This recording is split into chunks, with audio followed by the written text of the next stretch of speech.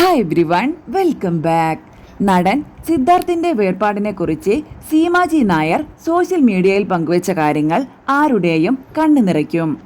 അവരുടെ വാക്കുകൾ ഇങ്ങനെ: മുൻപ് ശരണ്യയുടെ കാര്യത്തിലെന്ന പോലെ വലിയൊരു ആത്മബന്ധമാണ് ഞാനും സിദ്ധാർത്ഥുമായിട്ടുണ്ടായിരുന്നത്. 2 വർഷം മുൻപ് സാധാരണ ഗ്യാസ് ട്രബിൾ എന്ന് കരുതി നിസാരമായി കണ്ട വയറുവേദനയായിരുന്നു രോഗത്തിന്റെ തുടക്കം. എന്നാൽ പരിശോധനകളിൽ അത് എൻഡോക്രൈൻ കാർസിനോമ എന്ന അതീവ ഗുരുതരമായ ക്യാൻസർ ആണെന്ന് തിരിച്ചറിഞ്ഞു. മികച്ച ചികിത്സകൾ നൽകിയിട്ടും ജീവൻ രക്ഷിക്കാനായില്ല. ഇൻഷുറൻസ് തുക നിസാര കാര്യത്തിന് തള്ളിയത് ചികിത്സയിൽ വലിയ സാമ്പത്തിക പ്രതിസന്ധി ഉണ്ടാക്കിയെങ്കിലും അവനെ കൈവിടാൻ ഞാൻ തയ്യാറായിരുന്നില്ല. 2 ദിവസം മുൻപ് പോലും താൻ രക്ഷപ്പെടുമെന്ന് ശുഭാപ്തി വിശ്വാസം അവനുണ്ടായിരുന്നു. ഒരുപാട് സ്വപ്നങ്ങളും ആഗ്രഹങ്ങളും ബാക്കി വെച്ചാണ് സിദ്ധാർത്ഥ് യാത്രയായത്.